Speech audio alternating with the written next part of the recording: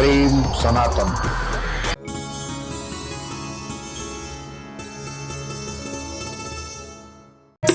मानसिक प्रार्थना भगवान राघव ने सुना विश्वामित्र जी का,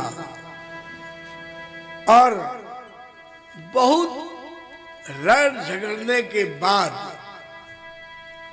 मुनिवर के हाथ में अपने दोनों पुत्रों को सौंपा और राम लक्ष्मण चले। राम लक्ष्मण मुनि संगा।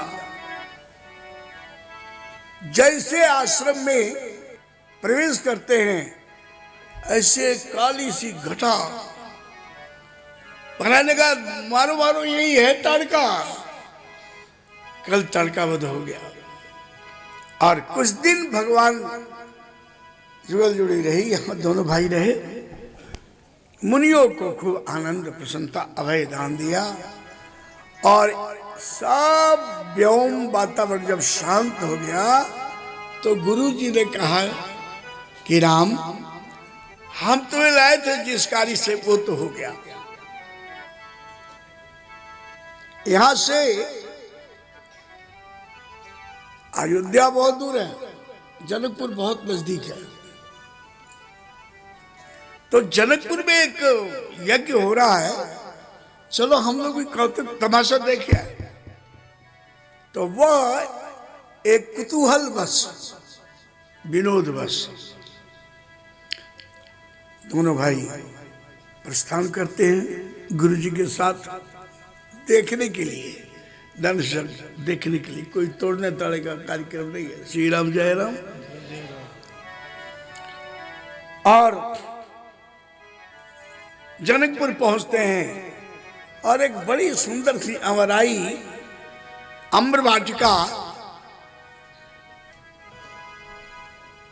एक सुंदर बगीचा, विविध प्रकार के फल, आम इत्यादि, मधुर फल, फूल फुलवाड़ी, मनोरम जगह देख करके विश्वामित्र ने कहा कि मेरा ख्याल कि यहाँ अच्छा रहेगा। यहाँ तीनों उतरते हैं। समाचार गया, बोले विश्वामित्र महामुनि आए। श्री राम जय राम। हरि विश्वामित्र महामुनि आए और समाचार मिथिलापति पाए। श्री राम राम जय जय राम।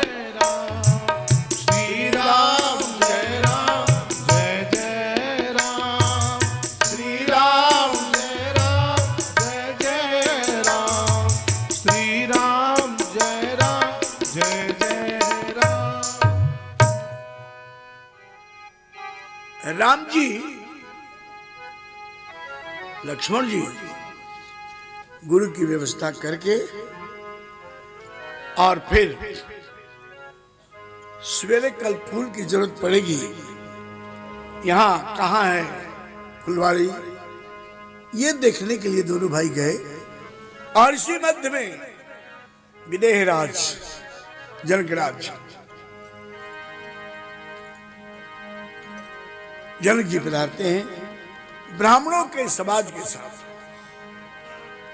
दंडोत प्रणाम।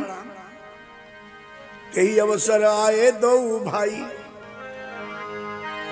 अभी ये लोग बैठे ही हैं, देखो प्रस्तुतिकरण में।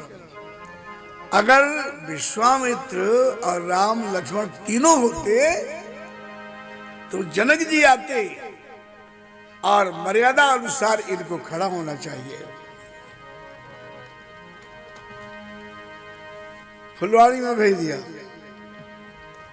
विश्वामित्र को खड़ा होने की आवश्यकता नहीं, गुरु जी हैं।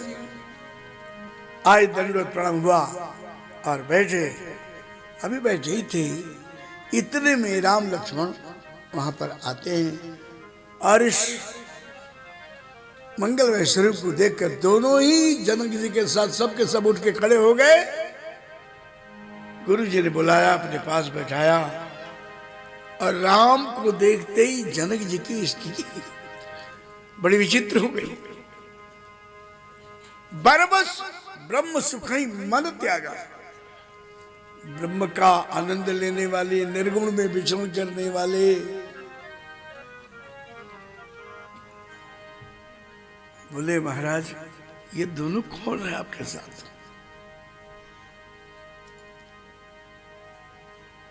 सहज विराग रूप मन मोरा, थकित हो जिम चंद चकोरा। क्या हो गया मुझको? इनका दर्शन करते ही मेरा मन ब्रह्म सुख से भाग करके इनके चरणों में आ गया है। आप बताएं महाराज कौन है ये?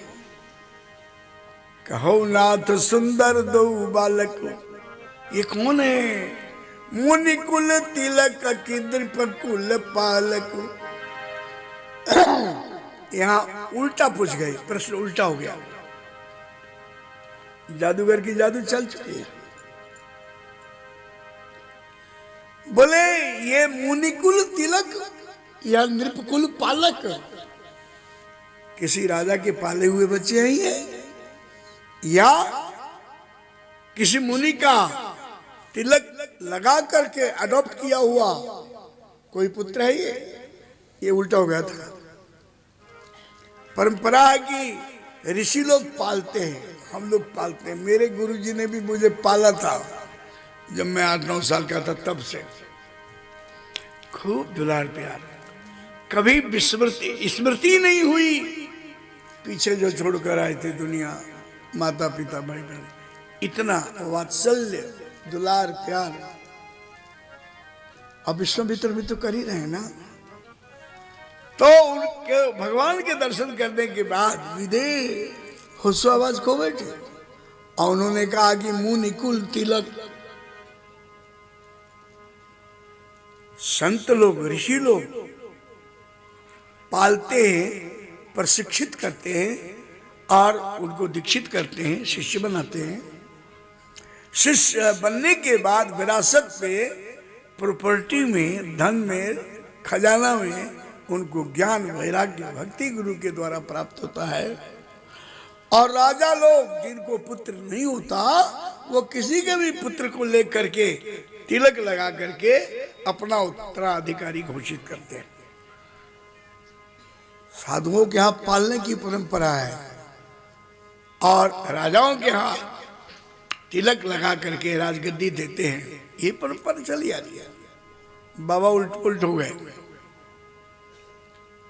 बोले मुनि कुल तिलक की निरपकुल पालक। बहुत लंबा प्रार्थना है महाराज भी देखिए। और उत्तर में बाबा ने कहा कि जो आपने कहा है वो बिल्कुल सत्य है। ये प्रिय सबही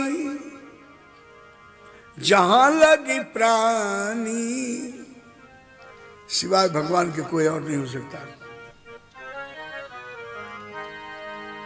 ये प्रिय सबही जहां लगी प्राणी, मन मुस्काई राम सुनु बानी। मुस्कुरा पड़े राम, मुस्कुराने का मतलब मायाबाई संकेत है ये कि बाबा बस बस बस, मैं तो किसी और रिलेशन में आया हूं, अगर आपने मेरा ब्रह्म बोध इनको करा दिया तो हमारी रिश्ता। श्री राम जय राम, धीरे से बोलो श्री राम जय राम। समाचार होस्ट और गेस्ट, अतिथि और गृह स्वामी के मध्य हुआ। उसके बाद देखा जनक ने कि इनके अनुसार ये जगह बहुत सुविधाजनक नहीं है, उचित नहीं है, ले गए और जो सबसे बढ़िया अतिथि गृह था वहां ठहरा करके दंडवत प्रणाम करके वो चले गए।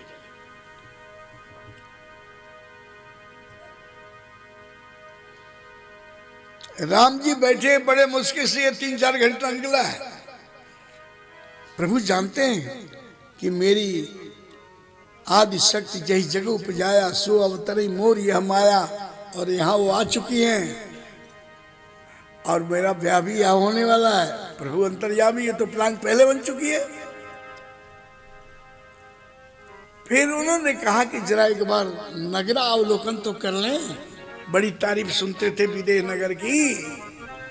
तो नगरावलोकन करे, यहाँ का बाजार हाट कैसा है, राजमहल कैसा है, और यहाँ के लोग कैसे हैं, गोरे गोरे चिट्टे सुंदर लोग हैं कि हैं वही काले कलूटे बैगन लूटे, देख तो लूं कम से कम। अब लालसा हो रही है जनकपुर देखने की, लेकिन डर लग रहा था कि मैं राजकुमार हूं और मैं कहूं गुरुजी से कि मैं जाना चाहता हूं नगर देखने के लिए, और अगर उन्होंने कह दिया कि चुपचाप बैठो, जानते ना तुम राजकुमार हो, स्थिर रहो, अपनी गरिमा को संभाल के रखो, और मेरे छोटे भाई के सामने मेरे को डांट पड़ गई तो फिर मेरी बेइज्जती हो जाएगी।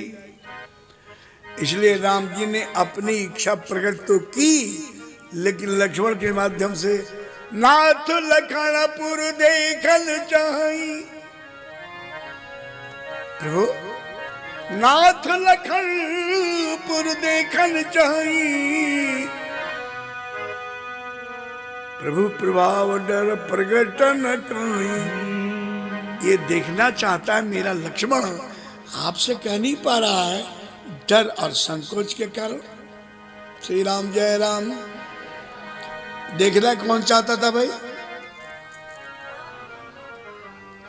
अच्छा, राम जी देखना चाहते हैं, राम जी की अभिलाषा है, लेकिन नाम किसका लिया? नाथ लखनपुर देखल चाहिए। नाथ लखनपुर, हे गुरुजी, नाथ लक्ष्मण नगर देखना चाहते हैं। गुरुजी समझ गए। देखिए, देखना कौन चाहता है? बड़ा भैया। नाम किसका आया? छोटे भैया का। राम जी ने ऐसा क्यों किया? देखना तो खुद चाहते, नाम उनका ले रहे हैं, वहां तो कोई इच्छा ही नहीं है सिवाय राम के। तो राम जी ने सोचा कि चांस लेते हैं, लक्ष्मण का नाम लेते हैं, अगर मेरे सोचने के अनुसार कहीं डांट पड़ी तो छुटका को पड़ेगा ना, मैं भी लगे हाथ डांट दूंगा, गुरु जी ठीक करे, मैडम चुप कर, मैं बच जाऊंगा। इसलिए उन्होंने कहा नाथ लखनपुर देखना चाहिए। नाथ लखन, जो लक्ष्मण का नाथ है, नहीं,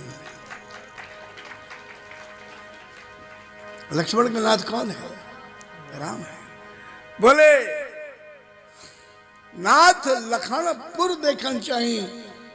प्रभु सकोच डर प्रकट न कहा। बोले जाई देखी आओ नगर, जाई देखी आओ नगर, सुख निधान दो भाई, करो सफल सबके नैना, सुंदर बदन दिखाए। श्री राम जय जय राम, श्री राम जय राम जय जय राम। मन की भाव समझ गए। नहीं तो कहते कि ठीक है, लक्ष्मण देखना चाहता है तो सेवकों के साथ भेज दो, राम तुम यहां बैठो। गुरु के भाव को देखिए। लखन का नाम लखन क्यों पड़ा? जो लखते ही बात को समझ जाए, लक्ष्मण मन की स्थिति को जो लक्षित कर ले। राम ने सोचा नहीं सेवक ऐसा ही होना चाहिए। स्वामी के यही वशिष्ठ कुछ आसन दीना, सो जनु काज प्रथम चाह के ना, ऐसा है व्यवस्था। सेवक ऐसा हो कि चले, स्वामी रुक पाए, स्वामी का संकेत देखो और काम हो जाए। कहने के बाद क्या हुआ? श्री राम जय राम। पहला सैनी इशारा, और फिर दूसरी बार कहना हो तो पहले सैनी, फिर धमकाइनी, बैनी, फिर बैनी, फिर भी न समझे वो जड़ तो फिर धमकाइनी। श्री राम जय राम। उच्च कोटि का सेवक होता है जो स्वामी के भाव को लक्षित कर ले। लेकिन लक्ष्मण जी तो कही न सकत कछु अति गंभीरा। स्वामी के सामने सेवक को बहुत बक बक बक बक हाथों में बोलते नहीं ना, लेकिन जब मौका आ जाए तो स्वामी को बोलने का चांस नहीं देना है, सेवक को संभाल लेना चाहिए। श्री राम जय राम। जब परशुराम आए तो राम जी को थोड़ी बोलना पड़ा, लक्ष्मण ने ही ध्वस्त कर दिया। बचा खुचा जो था असर वो राम जी ने प्रार्थना पूर्वक निवेदन करके किया। लक्ष्मण का देखिए संवाद हुआ। गुरु जी ने कहा कि जाओ बेटा, करो सफल सबके नयन, सुंदर बदन दिखाए। जाओ देखिए वो दोनों भाई देखिए, देखिए वह नगर सुख निधान दो भाई। अब राम जी चले, ये देखना क्यों चाहते हैं? याद रखिएगा, सब नगर घूमते घुमाते इनको पहुंचना है यज्ञशाला में, क्योंकि कल धनुष टूटने वाला है। और यज्ञशाला में वहां की स्थिति, कल मंच में जाए हम पब्लिक के बीच में, उसके पहले इसका अध्ययन कर लेना चाहिए। किस कॉर्नर से मुझे क्या काम करना पड़ेगा, रखने की क्या स्टाइल है, पकड़ देंगे क्या स्टाइल है, सारा वहां का अध्ययन करने के लिए नगर का नाम लेकर के आज्ञा प्राप्त करते हैं। और जनकपुर के बाजार में सड़कों पर भ्रमण कर रहे हैं। और जैसे राम जी बढ़ते गए और वहाँ की जो बालक लोग हैं, हम उमरिए, उस वक्त राम जी की उम्र 15 वर्ष की थी। जल्दी बोलो कितनी? और 12 वर्ष के बाद वनवास हुआ है। कितना हुआ?